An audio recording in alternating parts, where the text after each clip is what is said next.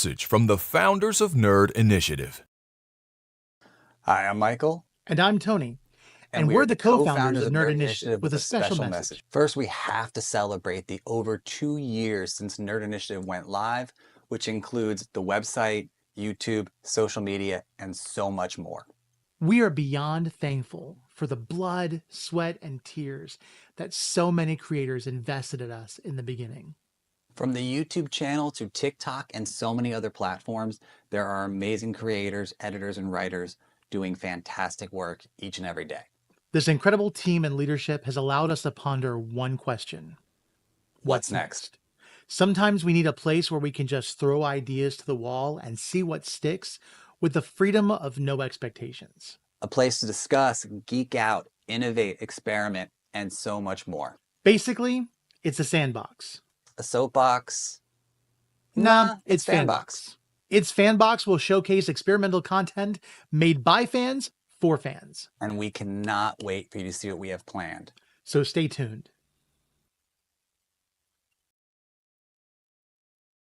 This here is Lenore Zan, and you're watching Fandoms.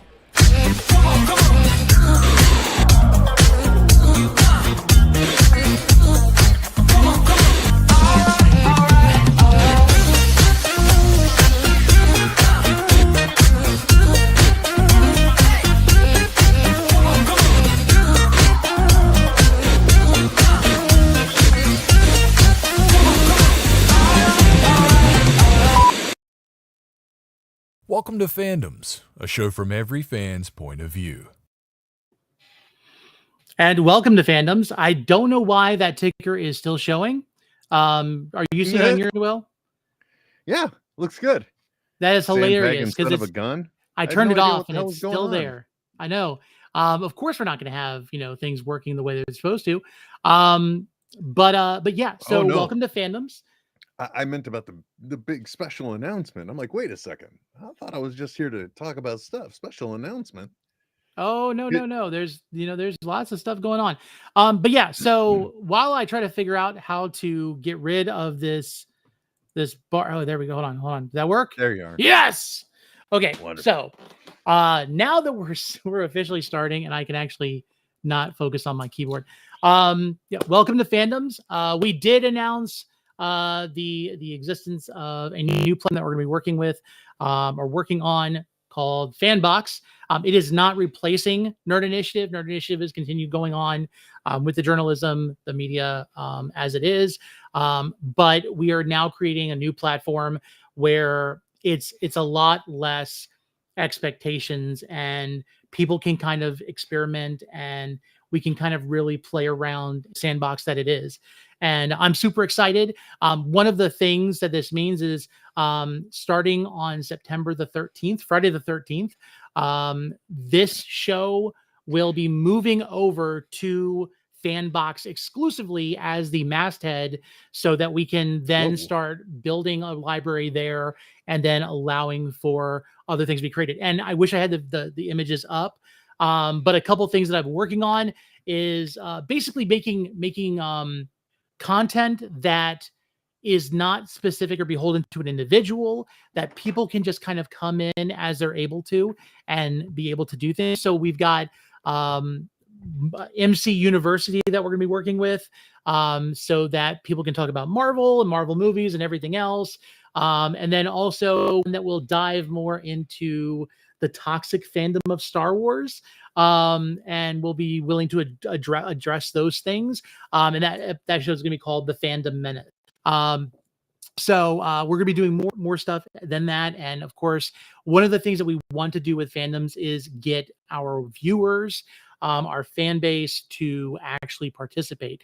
So it's not just if you've been a content creator or if you've been somebody that's been doing podcasts or shows for a while, but if you've been watching or just been active in the chat and you have an opinion and you've got a camera, we might bring you onto the show and have you, participate in an episode or a number of episodes, or you may just be part of the Fandom family after that point.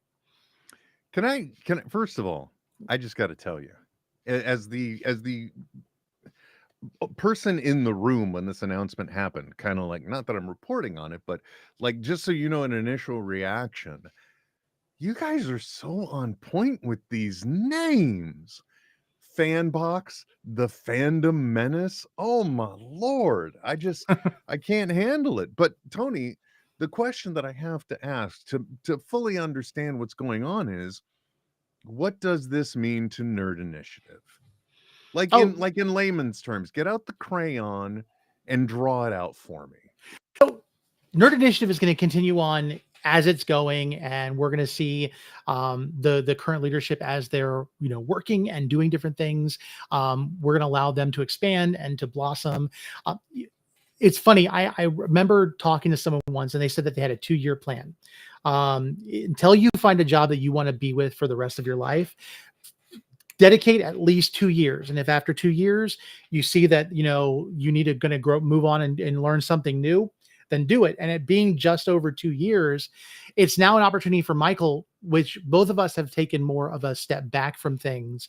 And there are so many people, Mickey, Vigilante Vibes, ODP Podcast, Rich, all of them, they're doing so much already. We don't have to be as aggressively involved with it like we were in those first few days.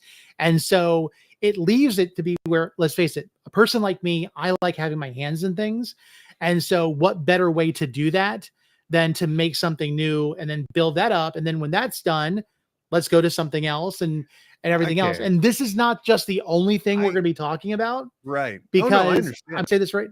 We have another website, another platform that we're working on that we've been talking through that may get announced as soon as we can kind of figure it out and hash it out. And that I'm also excited about, but Fanbox is the next thing. So, dude, let me tell you something. Okay. I feel like this is giving off Steve Jobs vibes. Okay. And by that, I mean, you're taking a really smart approach. You said, you know what, we're going to create a content portal.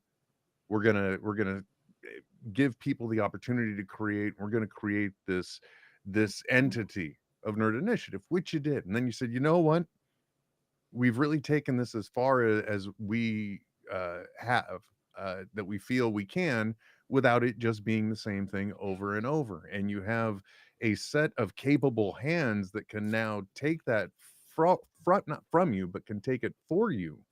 Mm-hmm. And it's almost like you're getting into franchising business in a way. You know what I mean? It's like you've built it up and now you're like, that can run and it's great. And we can see what somebody else can do. It's on this because we had an idea like that idea. I think the next iteration, the next evolvement of this for us to be able to learn and get something out of is to go over here. And that's an incredible thing that you have both that opportunity and that passion. So it's just, I just again feel sandbagged. I knew none of this was coming. So it's very interesting. Yeah, I think I've given hints, and it was one of the things where Michael and I have been in talks for a while. And I would have loved to have Michael on the show. Michael was traveling, and so it just kind of didn't work out. So I sent him a script. I said, okay, let's just go ahead and get it written out.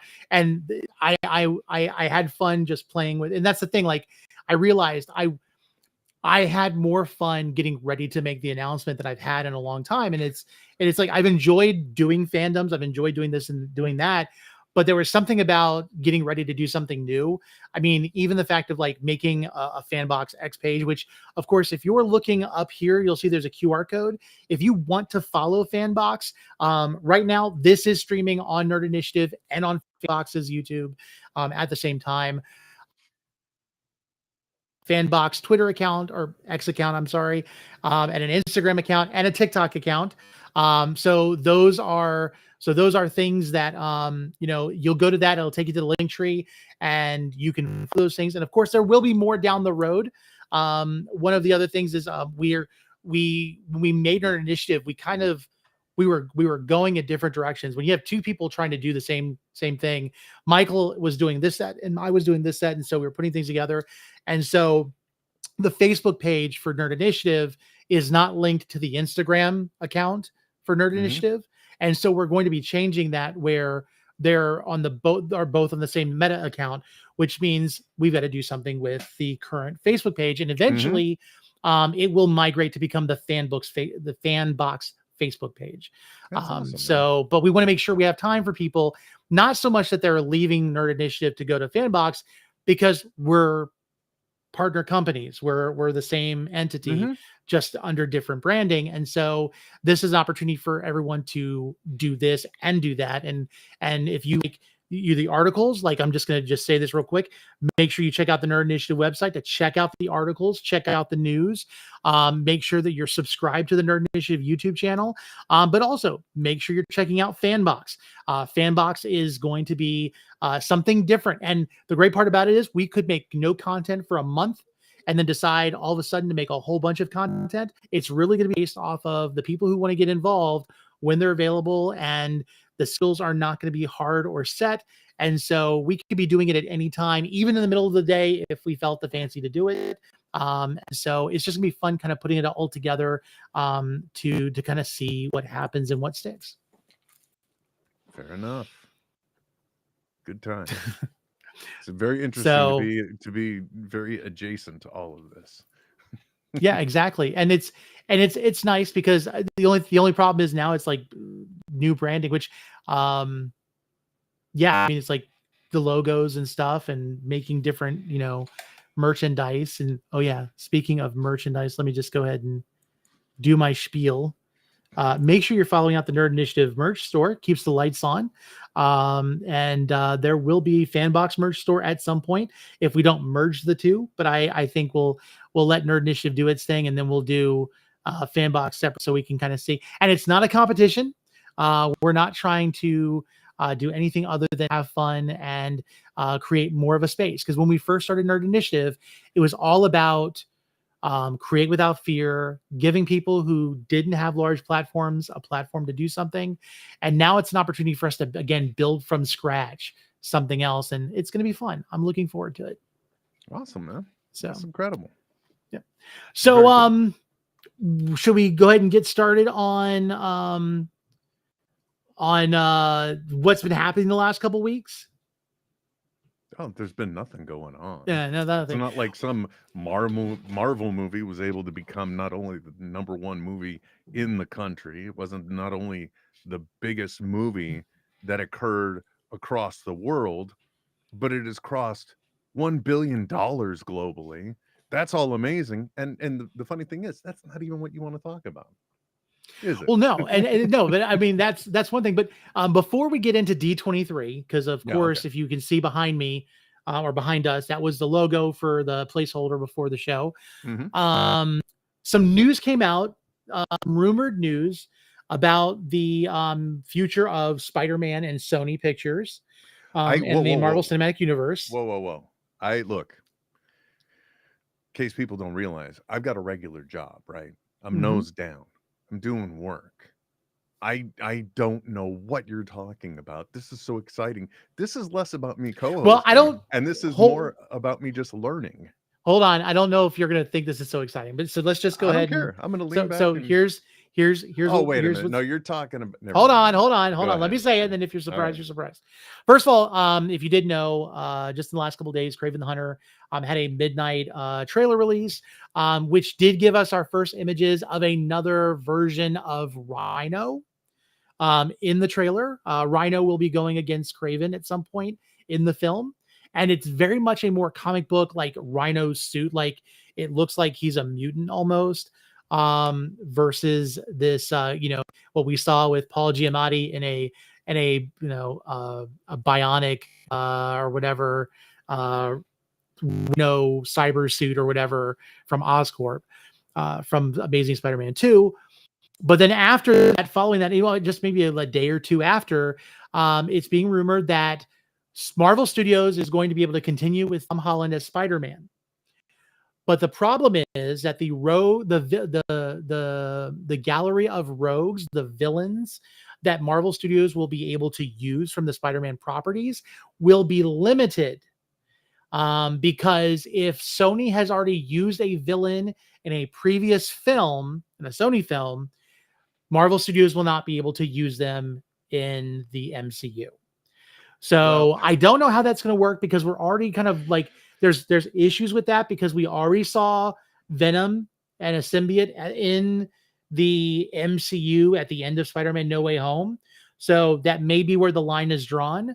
But this means that legacy characters like Morbius, possibly Carnage, um, uh, Madam Web, different characters will not be allowed because they've already appeared in a Sonyverse live action film. Oh, my heart is broken in not having to experience Madam Web again. Well,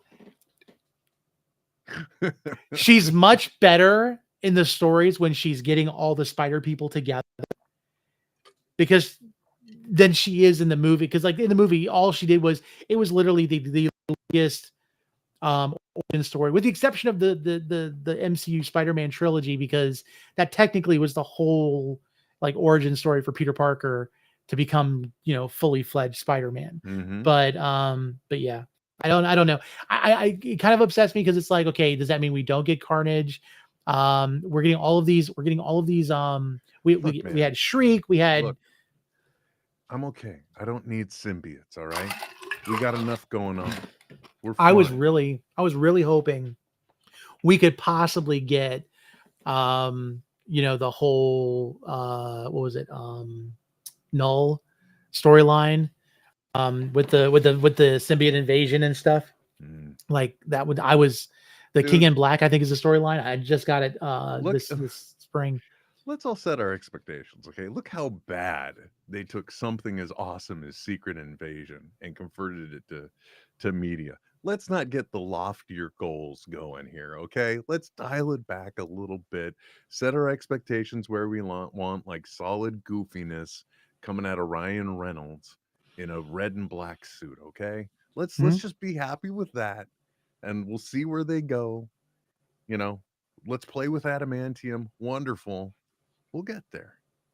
Think of it right now. Much in the same way you're going into a new venture. Marvel is looking to regain some ground. So some of it's gonna be just more broader appeal, with some ideas that will be avoided because they're a hard sell to the public, and the last thing they want to do is alienate anyone for having a reason to go into the movie theater. So wow, I got all preachy there. Sorry. No, it's okay. I mean, mind you, I feel like what they need to do for the next Spider-Man film anyway is kind of not so much a team up, because let's face it, Tom Holland always seems to have some other Marvel actor in his films with him. Iron Man, the first one, you know, Doctor Strange, you know, Nick Fury. I mean, like, they were in the movies, and that may be like a handoff that they have to have with it. But I could see a crossover with Daredevil, even if it's a little bit. I mean, we kind of saw that in No Way Home. And I would love to see a Spider-Man versus Wilson Fisk. I could see that being big. Now, mind you, it seems like with what we've seen, and we're going to talk about, you know, D23 news and stuff, it looks like Charlie Cox's Matt Murdock is going to have to swallow a little bit, and he's working with Kingpin in some capacity in Daredevil Born Again. So, well, you know, this is one of those things too, and it's interesting you brought that up, considering the big kind of reset that's going on. Like, even Daredevil had recorded 7 episodes, and then management basically came in and said, wait a second, what is this story you're creating? What's going on here? Let's dial it back a bit, because they were trying to basically do Daredevil without Daredevil in it, in a sense.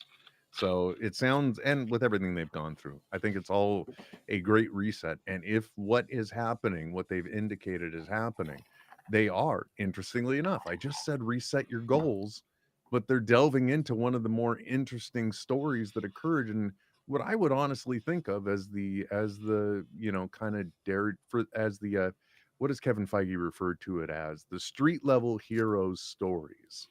Okay, because like anyone that reads the comics knows, like, yes, we've only seen Kingpin in this limited capacity, where it's either a story that's been related to him or it's been in the Daredevil series, right? That kind of thing. But Kingpin is one of those villains that it really is kind of impactful to the entire street level heroes, and plays a major role in several Spider-Man titles and stories. Spider-Man has a long tail with Kingpin as well. So it would be great to be able to have Tom Holland play in that world, because then finally we would get a preferred Spider-Man getting into it with a preferred Kingpin and really see some action happen, especially if you teamed up with Daredevil. By the way, my internet is terrible tonight, so I hope some of that made sense. No, it made perfect sense. I will say, I think my internet is kind of acting up a little bit because I got a text message from my wife saying my audio may be cutting in and out a little bit. But yeah, hey, technology, we love you until you don't work. Okay, so yeah, and definitely talked about that. Now non Marvel related, but no, I'm having Chinese food, not non. So the actress who plays was it Karen Page? Mm-hmm. And then John Bernthal, who plays Punisher, or Frank Castle. She was on John Bernthal's podcast, and she was talking about Dungeons and Dragons, and she actually did this thing. And were you able to see any of that through social media or anything? I just saw the beginning of it. Just with him talking about asking her basically what D&D is.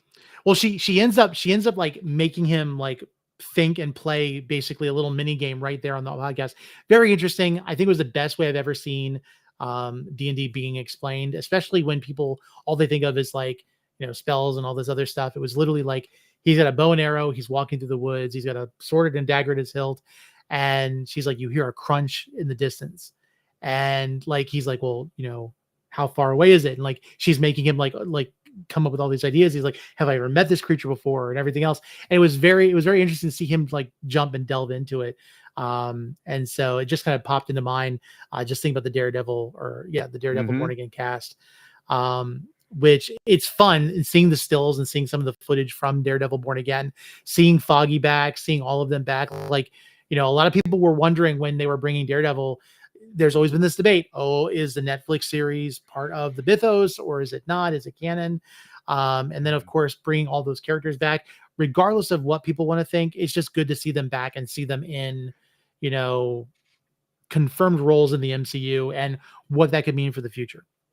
If I may say as well, they are doing it at just the right time, because it can be, in the world that we're being entertained in, a variant version of these people. Now, that's a harder, broader idea to sell to the public, but I'm just saying it could be these same characters per se, but maybe not having the same shared history as the Netflix shows. Yeah. So, and but that thing, like, we're seeing a lot of the Netflix shows being, kind of adapted and pushed in. People will still use things like the timeline, that it doesn't mention things like Agents of S.H.I.E.L.D. and everything else. And I think what we have to realize now with a lot of the stuff is there are variant timelines, there are alternate timelines, that exist, and now they definitely exist because of the events of Loki season 2. And so regardless, they are part of the whole, and they may show up, and we may like, I could see possibly we get to Secret Wars, things are coming in. I would be happy to see a Melinda May come back. Oh God, don't, please. If there's one thing, first of all, I'm just sitting here marveling at how nerdy this talk is. But the second thing too is, don't play with my heart, because if there is any one piece of entertainment that came out of the early days of the development of Marvel television, it's Agents of S.H.I.E.L.D. That show holds such a special place in my heart, regardless of what you think of whatever seasons. Like when they got into got LMD, is that the title? Yes, life model decoys. Yep. Yeah, when they got into that, and they even did an amazing job with sorry, it's funny. Earlier today I found out that I'm still having persistent concussion issues. So I can't remember the name of Ghost Rider, for example, which is what I was trying to say. That Robbie Reyes. Yeah, they did a wonderful job in that show, and they did so many things. Like, there's out of the entire series, I think the only one that I didn't thoroughly enjoy was the one that was next to last. I can't remember the numbers because the storyline just didn't really speak to me, but it led to one of the most thought-provoking seasons ever. And honestly speaking, a very controversial approach in storytelling, because they set us up for an amazing story where we were seeing what turns out to be an alternate universe, and then we find out one of the main characters essentially parked his friends there because they were relatively certain they could make it through that timeline with enough time for them to be able to then come back into this one. And it's just like, wait, what? I love that show so much. Let me ask you. So you said like the one before. So was it the Gravitonium? Sorry guys, we're gonna nerd out for a second. Was it Gravitonium, or was it the one before that with the planet being destroyed and everybody thinking it was Quake? No, I loved that season too. I was okay. Really? With that. That was where I started getting shaky with it. No. And then the whole like Gravitonium, that was, dude. If you think of, no, but hold on, I'm going to reframe all of that for you, and at which point then it's going to make me appreciate the season that I claim. Oh, I wasn't too fond of it, but it did get us where we wanted, and it had some interesting turns. But I'm going to put the context into it for you, the Gravitonium thing, right? Because the season ends, they're all, and sorry, spoilers as well, but if you didn't watch it, what's wrong with you? The Gravitonium thing starts with the end of a season where they're all just waiting to be arrested for what they've done. And they're just like having pie and sitting at the counter and having fun. Everything freezes. They go off screen. We don't know what the heck's going on. To think about it this way, if you frame Agents of S.H.I.E.L.D. each season as a comic book run, okay, the one where they're suddenly in a potential future where the entire planet gets destroyed and all the stuff they did there, that's literally just another chapter in the comic book series. They've now taken a left turn on us and redirected us one way, and then that story ends up bringing us back to where we need to be. I mean, even controversial Joss Whedon, when he did his run on X-Men, he did that. There was one point he literally is like, we were telling a story and then suddenly whoosh, we're going over here, and then it all comes back. Okay. You've appealed to me a little bit. There's some logic in there. Now I gotta go back and watch it with a little bit with a less tainted eye, I guess you could say. All right, so let's get back.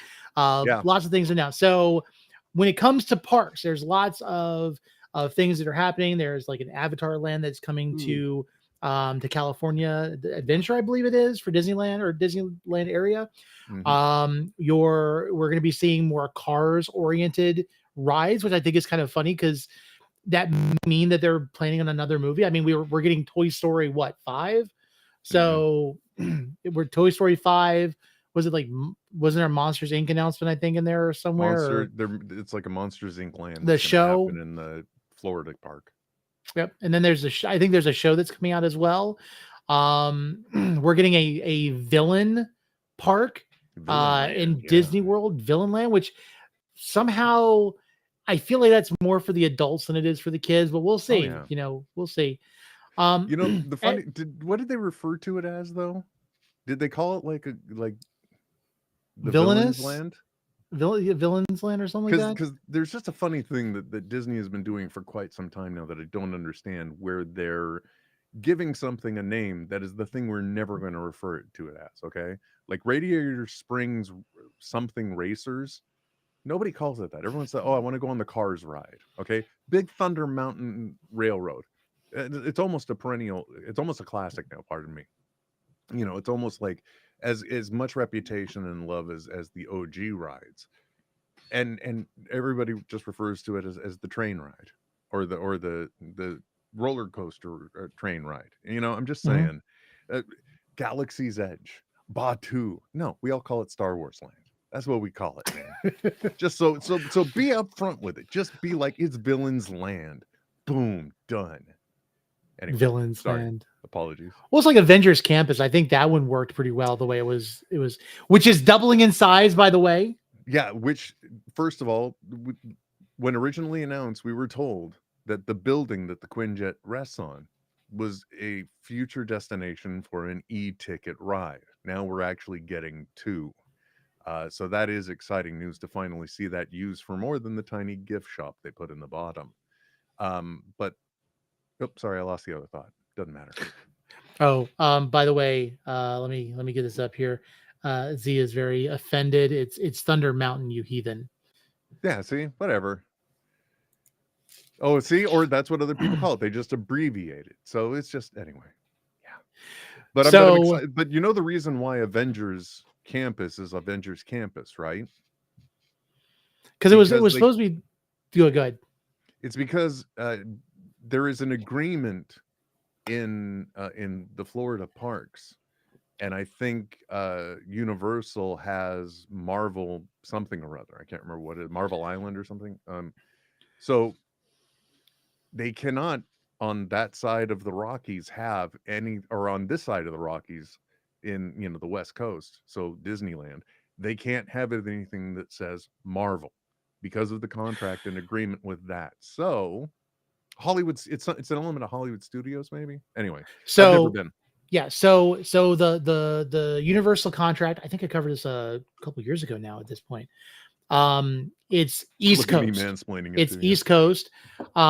There cannot be anything with the Marvel label on any park on the East Coast of country.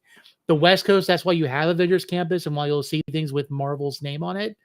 But at the park, that's why you have the Cosmic Rewind, which is just a Guardians of the Galaxy film, but it has no Marvel labeling on it, with the exception of the gift shops. And until they figure that contract out with Universal or get something to change, it ain't happening. And I think Universal, when it comes to rides, like rides, I think the Islands of Adventure, the Marvel area is pretty spot on, especially if you're a comic book fan. But where there's a delineation, because a lot of people are thinking, okay, I want something that's correlating with the movies, and unfortunately, that's only going to happen on the West Coast or in other countries, because I think they did a Iron Man test flight, like sneak peek or something at the park, which did not make any sense. It looked like it was just arms with two people sitting in it, and it was just kind of moving them around to music. I could be mistaken, but it wasn't as exciting as I thought it would be. I really feel like they should bring back some virtual reality experiences. Like they need to bring back the Void with things like Avengers Damage Control. But regardless, I think there's a lot of cool things. Animated shows were kind of showcased. I'm trying to like run through everything so we can kind of talk about what we want. Of course, they had the little droids. When you did Galaxy's Edge or Star Wars Land, did you get to see the little droid I did not around get at all? to see them. No. Okay. Yeah, we saw Chopper in Disney World in 2022, but we didn't see any of that other stuff, because all that stuff also came out after. I mean, what happened? I think I was lucky enough to see maybe one trooper interaction given the heat, and I saw Chewbacca. But no, I would have loved to have seen those little droids. They stole my heart the moment I saw them. And then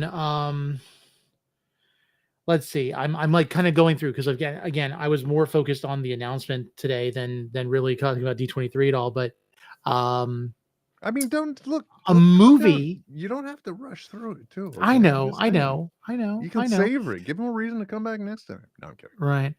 So a movie that was announced, I think they got some footage and has been getting more information.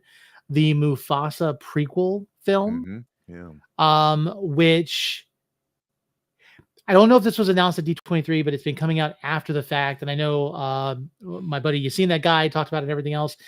Supposedly, we find out that Mufasa was abandoned or orphaned, and Scar brings Mufasa into his family. So Scar was the rightful heir throne. And so it makes like the whole Lion story seem a whole lot more messed up than it is. So yeah, it's interesting. I'm trying to think okay. This is something we can talk about. It's not even Marvel related. Percy Jackson season 2. Yeah. And I just got done saying on one of our shows, because if you're not watching Netheads, and you're here, Thanks. What are you doing? One of them, I just got done saying I was hoping it was our D23 predictions. That's it. That's the thing I was literally saying is have we heard anything about Percy Jackson? Because it was the biggest shock to me of available content that I just fell in love with without even expecting it. Oh yeah. And I think one of the things I always wonder, because when you read a book, you kind of like imagine that character frozen in time. And of course, when you're working with kid actors, they're going to grow up and they're going to grow up within the time frame. I mean, let's face it. Millie Bobby Brown was, I think, 11 years old when she started Stranger Things. She's now like 21, 22. I mean, like she's married and she's still playing this kid that's a teenager. Tom Holland, who was in his 20s when he made Homecoming and was in Civil War, and now, you know, he's getting much older. Thankfully, he looks like a kid still in a way. But not if you watch Celebrity Lip Sync.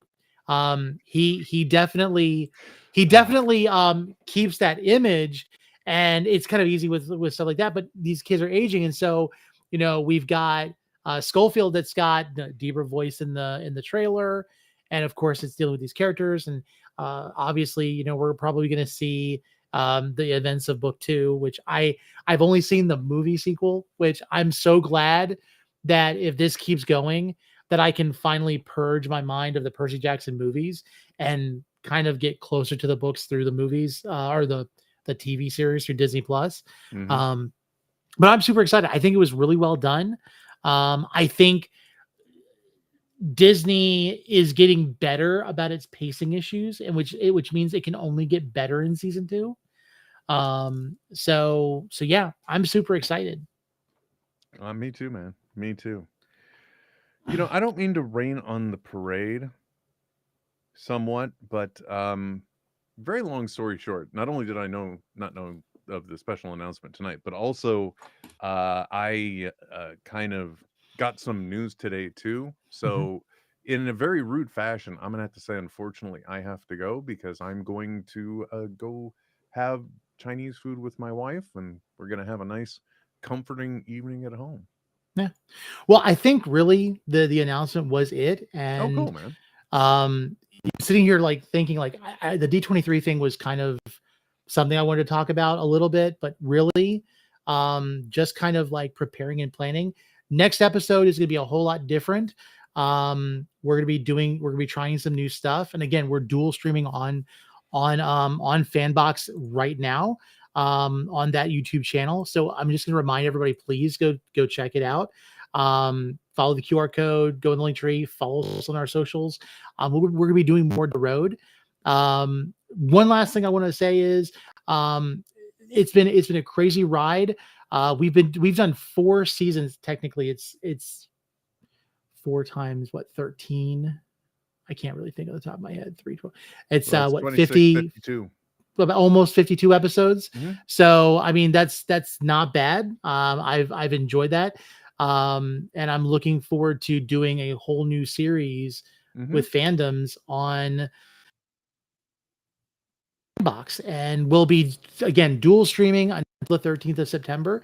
And so we hope that you guys would be sure to follow and to, you know, if you want to participate, you know, it's fanbox@gmail.com. Reach out to us, and you know, we want to be able to do this stuff. We're going to be talking about things, and whereas it was kind of like a safe space here at Nerd Initiative, we're going to be willing to talk about some more controversial stuff when it comes to gatekeeping and toxicity. So you know, we can address things that have been brought up by people or content creators. We're not going to get in fights. We're going to, you know, I'd love to have it at some point where we have people sit down with us that disagree and just let them talk in a neutral environment and let the discussion happen. And then at the end, everybody can be like, okay, you know, go on their way, no more bugging, and just, you know, have what needs to be said, because I think sometimes in fandoms, we have people who they go from disagreeing about an opinion and then they immediately turn around and they start like attacking the character of the person. And maybe that's something we can like address, you know, down the road. But regardless, Sounds good. we're gonna be doing stuff that has fun. So let's do this. Will, I will see you later. I'm gonna go ahead and I'm gonna play the announcement one more time, All and right, then man. once the announcement's over, we're gonna go ahead and we're gonna sign off for tonight, and we'll see you guys in 2 weeks.